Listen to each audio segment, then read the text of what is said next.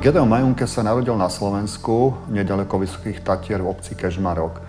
Už ako 18-ročný začal študovať na Technickej univerzite vo Viedni a neskôr pokračoval v štúdiách taktiež vo Viedni na umeleckej škole. Gedeon Majunke bol veľmi, by som povedal, usilovným študentom, ktorý už vtedy prejavoval určité schopnosti projektovať zaujímavé objekty a nielen projektovať, ale aj navrhovať územné členenie pre oblasti, v ktorých sa narodil, a to v oblasti Vysokých Tatier a v oblasti, ktoré patrili ako podhorie Vysokých Tatier. Vila Kalinčák leží v Dolnom Smokovci, teda v hornej časti Dolného Smokovca v nadmorskej výške 900 metrov. Od roku 1883 v Dolnom Smokovci pôsobil ako kúpeľný lekár Samuel Pap, a ten rok neskôr sa nechal postaviť malebnú vilu pod názvom Eskula.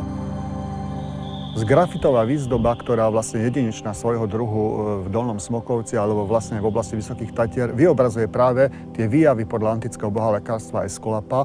A sú tam napríklad také obrazy ako kalich s hadmi alebo aj rôzne mytologické postavy ako drak alebo rôzne druhy rastlín, ktoré sa v tom období používali pri liečení rôznych chorôb.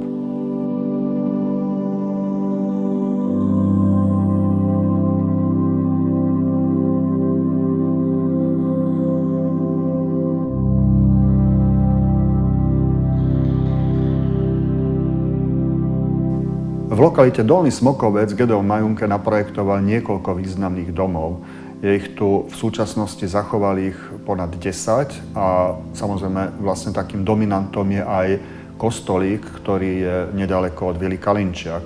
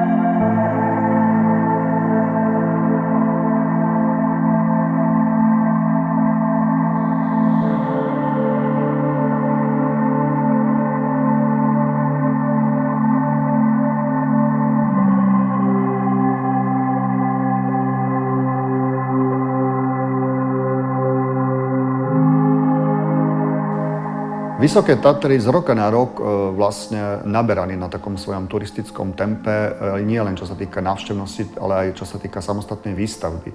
Gedeon Majunke ako architekt Vysokých Tatier bol požiadaný v roku 1890, aby naprojektoval chatu, ktorá by mala byť postavená práve vo výške okolo 2000 metrov.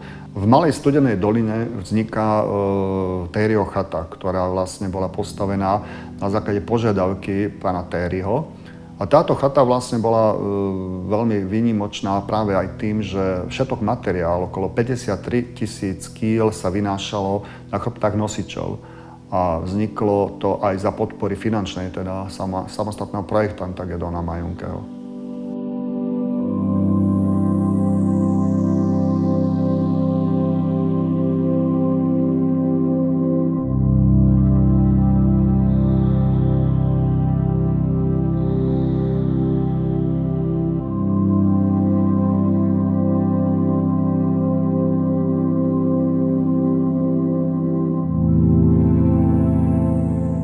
Gedeon Majunke postavil v období, keď tvoril vo Vysokých Tatrách aj niekoľko rekreačných domov a hotelov.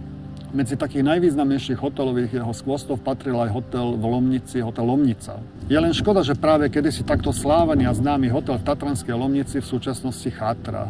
Chátra si preto, lebo sú veľmi nákladné investície do toho, aby sa takáto národná kultúrna pamiatka obnovila, aby na jednej strane zachovala tie prvky histórie a na druhej strane, aby korešpondovala so súčasnou modernou dobou.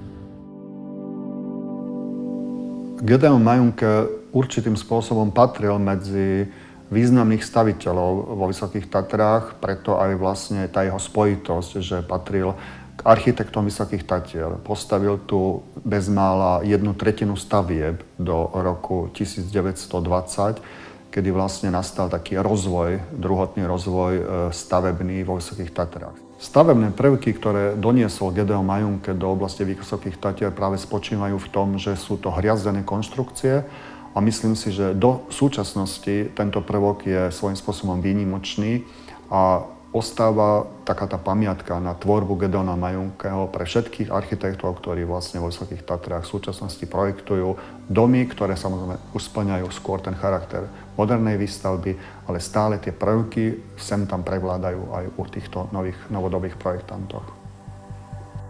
Gedeon Majunke bol určitým spôsobom známym. Je známy, myslím si, že doposiaľ, pretože jeho tvorba si nemôže nechať nepovšimnutie nie len v minulosti, ale aj v súčasnosti.